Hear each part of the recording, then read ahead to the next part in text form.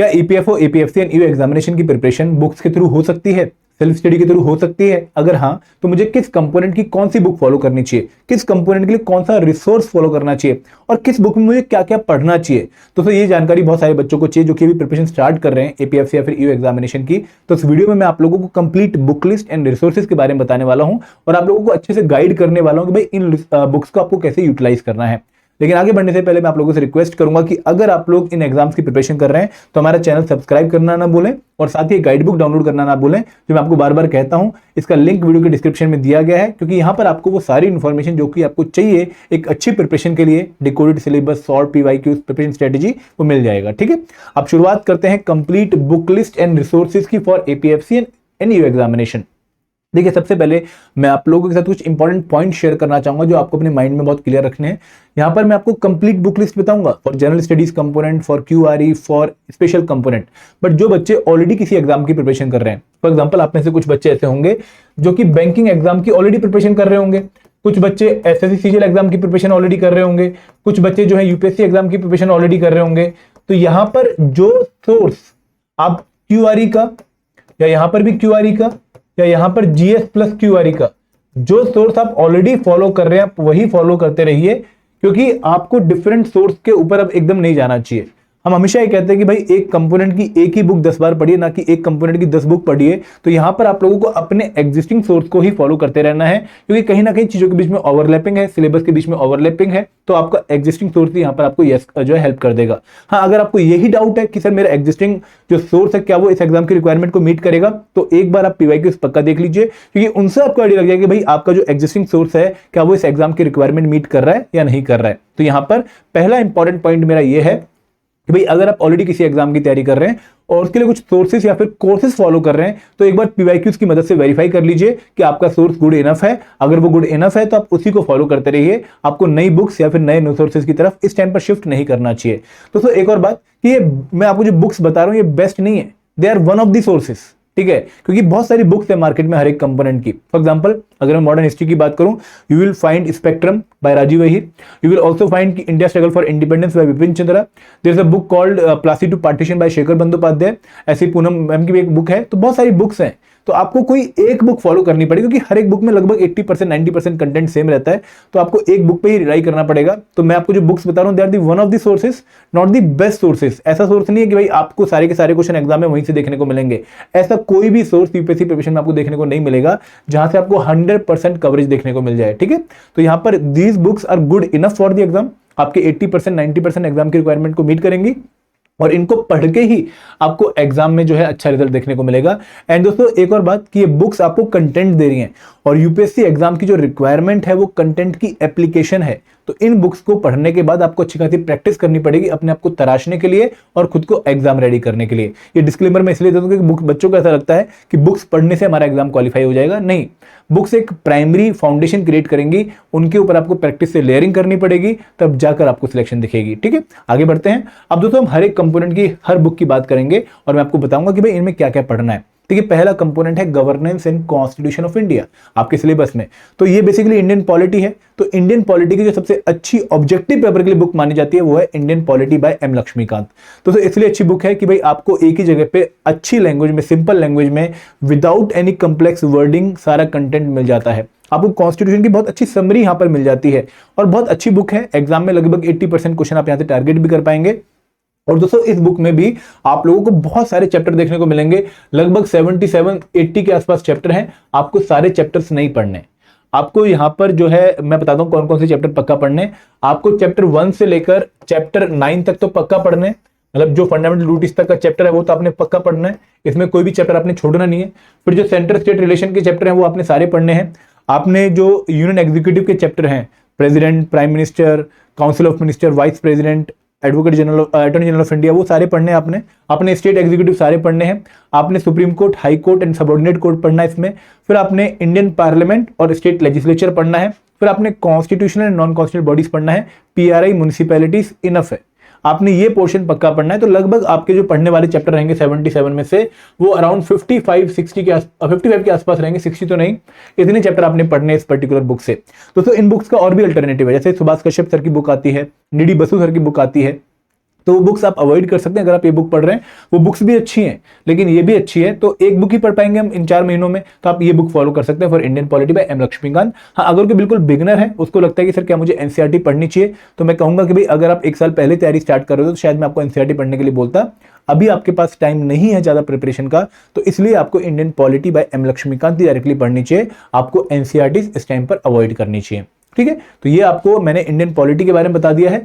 And दोस्तों, Indian polity component के बारे में मैं आपसे एक और चीज शेयर करना चाहूंगा कि इंडियन पॉलिटी के जो क्वेश्चन आपको एग्जाम में देखने को मिलेंगे, they will be linked to current affairs. For example, last time जो गवर्नर की ऑर्डिनेंस मेकिंग पावर के ऊपर क्वेश्चन पूछा गया है, तो वहां पर 2 स्टेटमेंट आपको लक्ष्मीकांत में मिल जाएंगे, लेकिन तीसरी स्टेटमेंट आपको लक्ष्मीकांत में नहीं मिलेगी, वो करंट अफेयर से लिंक्ड क्वेश्चन है। तो आप जो भी चीजें न्यूज में चल रही हैं उनको स्टैटिक पोर्शन से लिंक करके पढ़ते रहिएगा। फॉर एग्जाम्पल, इस टाइम पर वाइस प्रेसिडेंट का ऑफिस काफी न्यूज में, तो वाइस प्रेसिडेंट के रिगार्डिंग आप लोगों को सारे लक्ष्मीकांत के तो पॉइंट्स पता होने चाहिए कि भाई कौन अपॉइंट करता है, कौन शपथ दिलवाता है, ठीक है, जो उनका इलेक्टोरल कॉलेज होता है वो क्या बनता है, इलेक्शन कमीशन ऑफ इंडिया कैसे इलेक्शन कंडक्ट करवाता है, किस पर्टिकुलर ऑफिस के मॉडल पर हमने अपना वाइस प्रेसिडेंट ऑफिस बनाया है, पावर क्या है, फंक्शंस क्या है, ये तो आपको पता होना चाहिए, लक्ष्मीकांत में लिखा हुआ है। लेकिन कोई और पॉइंट जो लक्ष्मीकांत में नहीं लिखा हुआ, जो कि न्यूज से निकल कर आया है, वो आपने यहां पर पक्का ऐड करके पढ़ना है। ठीक है, तो इस तरीके से आपकी अप्रोच होगी फॉर इंडियन पॉलिटी, बुक आपकी लक्ष्मीकांत रहेगी। आगे बढ़ते हैं, इंडियन फ्रीडम स्ट्रगल यानी कि मॉडर्न हिस्ट्री की बात करते हैं। इंपॉर्टेंट कंपोनेंट है एग्जाम के लिए, और मॉडर्न हिस्ट्री की मैं अच्छी बुक ये कहता हूं कि भाई स्पेक्ट्रम बाय राजीव वेहरी पढ़ लीजिए। इसलिए नहीं कि भाई बहुत अच्छी लिखी गई है, इसलिए कि भाई आपको हर मेजर बुक जो इंडियन फ्रीडम मूवमेंट के ऊपर लिखी गई है उनकी समरी यहां पर मिल जाएगी। मतलब ये एक तरह की कुंजी है जहां पर आप सारा कंटेंट एक ही जगह पे देख सकते हो। तो ये बुक आप फॉलो कर सकते हो, a brief history of modern India, और ये बुक राजीव वही ने लिखी है, और अपडेटेड वर्जन इसका यूज करने, क्योंकि इसमें जो प्रीलिम्स के क्वेश्चन होते हैं यूपीएससी के, उनको ऐड करके आपको हर बार एडिशन नया देखने को मिलेगा, तो अपडेटेड एडिशन ही आप लोगों ने फॉलो करना है। अगेन दोस्तों, ये बुक तो आपको एंड टू एंड पढ़नी है, मतलब यहां पर कुछ छोड़ने वाला नहीं है, आपको end to end book cover करनी है। और मैं कहूंगा कि नोट्स मत बनाइए, इसी बुक में अंडरलाइन करके या हाईलाइट करके आप यूज करिएगा, क्योंकि आपके पास शायद अभी टाइम नहीं है कि आप पूरे एंड टू एंड नोट्स बनाए मॉडर्न हिस्ट्री के, तो this book you can follow for the modern history part. ठीक है, इंडियन कल्चर के लिए नितिन संघानी सर की बुक आती है, और देखो नितिन संघानी सर की बुक की अच्छी बात यह है कि भाई यहाँ पर आपको बहुत कलरफुल मैनर में और बहुत स्पेशियस मैनर में आप लोगों को कंटेंट देखने को मिलेगा। हम ना पढ़ते हुए बोर नहीं होते इस बुक को, मतलब आप उन्हें खुद भी अगर पढ़िए बुक तो आपको एक आइडिया लगाओगे ये बुक इंटरेस्टिंग है, इसको पढ़ के मजा आता है। तो यहाँ पर आप लोगों को टेम्पल्स के जो डायग्राम दिख रहे होते हैं कलरफुल, वो आपको मोटिवेटेड रखेंगे। और अगेन देखो यहाँ पर भी बहुत सारे चैप्टर है, आपको सारे चैप्टर नहीं पढ़ने हैं, आपको जो हमने सिलेबस में मेंशन कर रखे हैं चैप्टर वही पढ़ने हैं। जैसे आर्किटेक्चर पहला चैप्टर पक्का पढ़ना है, देन डांस फॉर्म पक्का पढ़ना है, म्यूजिक पक्का पढ़ना है, पपेटरी पक्का पढ़ना है, पेंटिंग्स पक्का पढ़ना है, रिलीजन फिलॉसफी पक्का पढ़ना है, आर्कियोलॉजी के बारे में पक्का पढ़ना है। तो यहाँ पर अराउंड 10 से 12 चैप्टर होंगे जो आपको पक्के पढ़ने हैं आउट ऑफ 30-40 चैप्टर, तो वही चैप्टर आप फॉलो करिएगा। ठीक है, नितिन सिंघानिया सर के अलावा एक और बुक आती है फॉर इंडियन कल्चर, जो कि एक फाइन आर्ट्स क्लास 11 की बुक है, वो आप अवॉइड कर सकते हैं अगर आप ये बुक पढ़ रहे हैं तो। ठीक है, आगे बढ़े, अब बात करते हैं जनरल साइंस की। देखिए जनरल साइंस की थ्योरी के लिए, मतलब रीडिंग के लिए जो बुक है वो क्लास 6 से 10 की एनसीईआरटीज हैं, आप एक बार पढ़ के इनसे कंटेंट कवर कर सकते हो।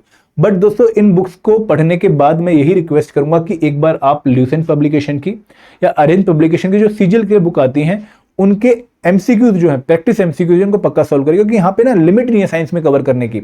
मतलब बहुत ज्यादा डेप्थ में क्वेश्चन पूछे जा सकते हैं और बहुत वाइड क्वेश्चन भी पूछे जा सकते हैं। तो आप लोगों को ध्यान ही रखना है कि भाई थ्योरी तो ये पढ़ ली, लेकिन इनकी एप्लीकेशन पढ़ लेते हैं।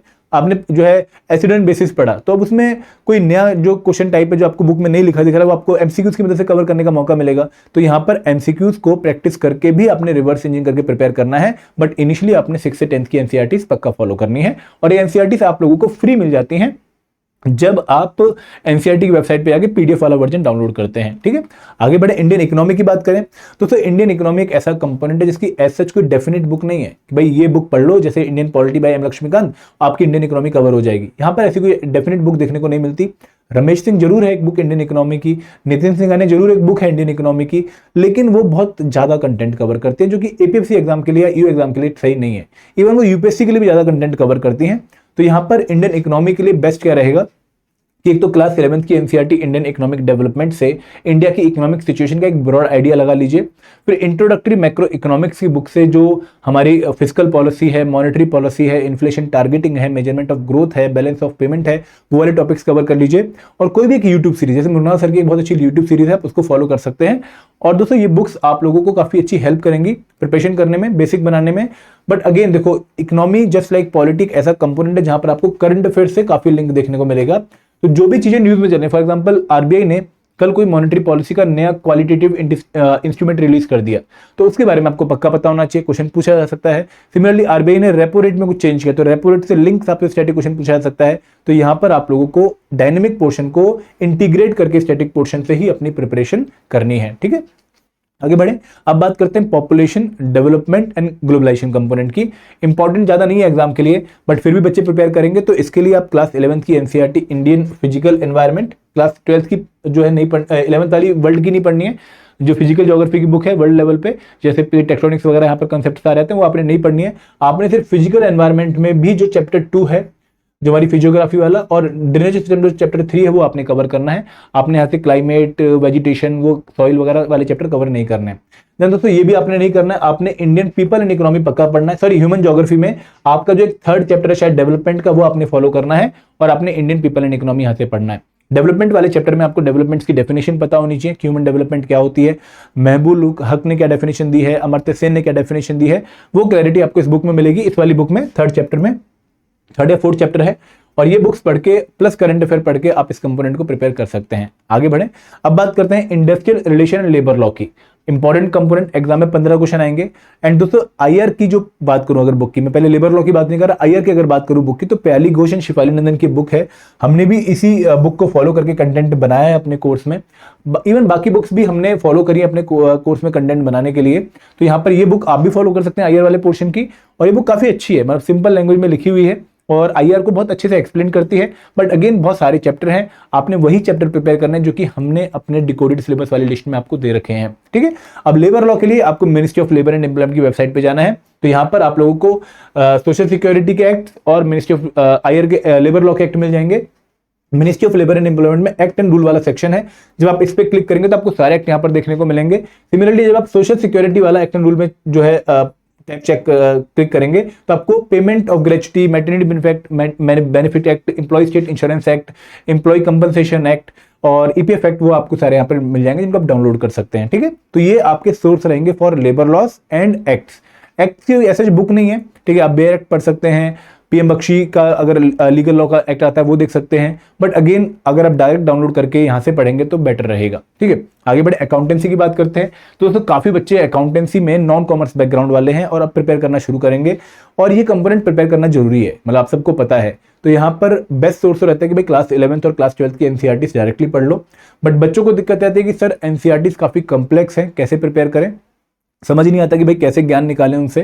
ज्ञान तो दे रखा है उनमें, बट दोस्तों फिर मैं कहता हूं कि भाई आप डीके गोयल की बुक जो है फॉलो कर लो। काफी अच्छी बुक है, काफी सिंपल बुक है, और बहुत अच्छे मैनर में एग्जाम्पल्स के साथ इस तरीके से अकाउंटेंसी समझाया गया कि भाई जिसने पहले कभी भी नहीं पढ़ा वो भी समझ पाएगा। तो आप इन बुक्स को फॉलो कर सकते हो, class 11th and class 12th की। एक और बुक आती है टीएस ग्रेवाल सर की, वो भी हम पहले रिकमेंड करते थे, बट हमें ये बुक ज्यादा सिंपल लगी है। एक बिगिनर के तौर पर आप इस बुक को फॉलो कर सकते हो। ठीक है, आगे बढ़े। अब बात करते हैं एक और बुक की, ऑडिटिंग एंड इंश्योरेंस कंपोनेंट की। देखिए ऑडिटिंग की एक बुक आती है टीएन शर्मा सर की, जो कि आगरा पब्लिकेशन की है, साहित्य भवन पब्लिकेशन की है। इस पर्टिकुलर बुक में आपको 7 टॉपिक्स प्रिपेयर करने हैं, डिकोडेड सिलेबस की लिस्ट में मैंने दे दिए हैं।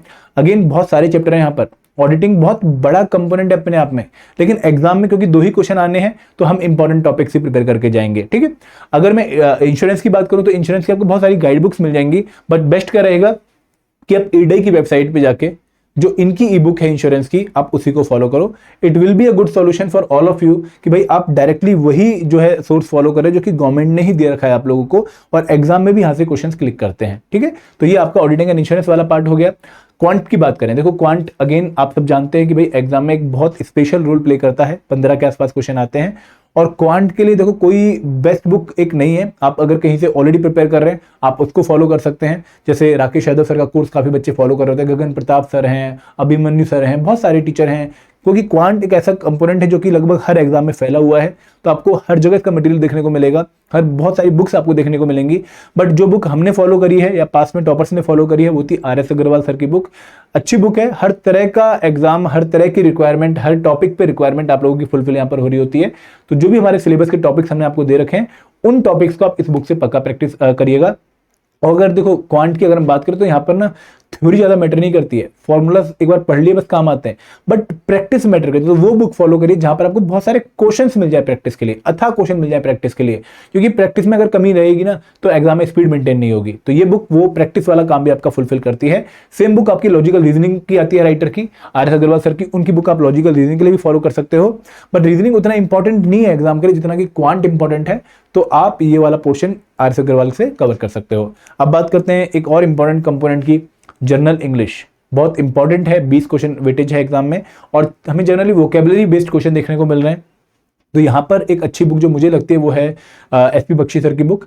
अगेन देखो बहुत सारे सोर्सेज और भी हैं, नीतू सिंह मैम की बुक है, ठीक है, और भी 2-3 टीचर्स हैं जिनके मुझे नाम याद नहीं आ रहे हैं लेकिन उनकी भी बुक्स है। तो आप कोई एक पिक कर लो, कोई एक, और उसको एंड टू एंड कवर कर लो। देखो बुक्स लेके या इकट्ठी करके प्रिपरेशन नहीं होगी, उनको पढ़ के प्रिपरेशन होगी। आप एक बुक अगर 3 बार पढ़ लोगे ना, कोई भी एक बुक, तो भी आपको एग्जाम में अच्छा स्कोर देखने को मिलेगा, क्योंकि लगभग 80% 90% कंटेंट हर एक बुक में सेम है। तो ये बुक आप इंग्लिश की फॉलो कर सकते हो, ठीक है। कंप्यूटर अवेयरनेस, अगेन 10 क्वेश्चन की वेटेज है एग्जाम में, सब बच्चे जो है इसको काफी अच्छे से प्रिपेयर कर रहे होंगे। तो इसके लिए अरेंज पब्लिकेशन की जो बुक आती है कंप्यूटर अवेयरनेस की, ये आप फॉलो कर सकते हो। एक बच्चे ने मुझे बाला सुब्रमण्यम की बुक बताई थी, एक UPSC के ही पुराने जो है एक्सपर्ट थे, उनकी बुक भी अगर आपको मिल जाती है PDF फॉर्म में, आप उसको फॉलो कर सकते हैं। इस बुक को एक बार आप MCQs के लिए फॉलो कर लीजिएगा, उसको फिर आप थ्योरी के लिए फॉलो कर लीजिएगा, ठीक है। बाला सुब्रमण्यम ऐसे कुछ नाम था उनका, एग्जैक्ट नेम में कमेंट सेक्शन में पिन भी कर दूंगा, तो आप उस बुक को फॉलो कर सकते हो। तो this was regarding the book list for different component. लेकिन करंट अफेयर पेंडिंग हो गया कि सर करंट अफेयर का सोर्स क्या है, क्योंकि एग्जाम में ये भी इंपॉर्टेंट है। देखिए अगर मैं बात करूं APFC और EU एग्जामिनेशन की, तो कोई डेफिनेट बुक करंट अफेयर की यहाँ पर भी नहीं है, जैसे UPSC में भी नहीं है, बाकी एग्जाम्स में भी नहीं, तो यहाँ पर भी कोई डेफिनेट बुक्स नहीं है। बट यहाँ पर आप द हिंदू या इंडियन एक्सप्रेस में से कोई एक न्यूज़पेपर फॉलो कर सकते हो डेली 30 से 40 मिनट, और आप कोई भी करंट अफेयर मैगजीन जैसे विजन IAS की हो गई, इनसाइट IAS की हो गई, दृष्टि की हो गई, हमारे कोर्स वाले हमारी मैगजीन फॉलो कर सकते हैं, क्योंकि आपको लगभग वही करंट अफेयर जो कि उन एग्जाम्स में आते हैं, वही नेचर, वही स्टाइल ऑफ क्वेश्चन, वही टॉपिक आपको यहाँ पर भी देखने को मिलेंगे।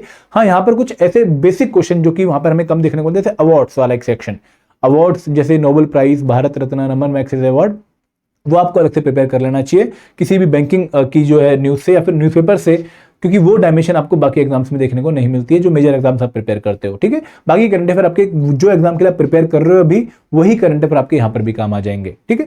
तो ये पूरी बुक लिस्ट है उन बच्चों के लिए जो कि सेल्फ स्टडी के थ्रू तैयारी कर रहे हैं, जो कि चाहते हैं कि सर हमें बुक से ही प्रिपेयर करना है, तो आप बिल्कुल जो है प्रिपेयर कर सकते हो। हाँ, अगर कोई बच्चा चाहता है कि भाई इन्हीं बुक से बना हुआ एक कोर्स मिल जाए, तो हमने आपके लिए कोर्स भी लॉन्च कर रखा है, जहां पर हम आप लोगों की इस रिक्वायरमेंट को फुलफिल कर रहे हैं। 3 कोर्स हैं। पहला है master course comprehending all the component of APFC new examination, जहां पर आपको live classes, concept classes, current affair magazine, solve PYQs, chapter wise test, हर चीज मिल रही है। यहाँ पर आपको स्पेशल कोर्स में GS एंड QRE के आपको जो है प्रैक्टिस MCQs, लेकिन जो स्पेशल सब्जेक्ट कोर्स है वहां पे जो स्पेशल सब्जेक्ट है like iron and labour law, accountancy, auditing, insurance, उनका आपको कंप्लीट कोर्स मिल रहा है।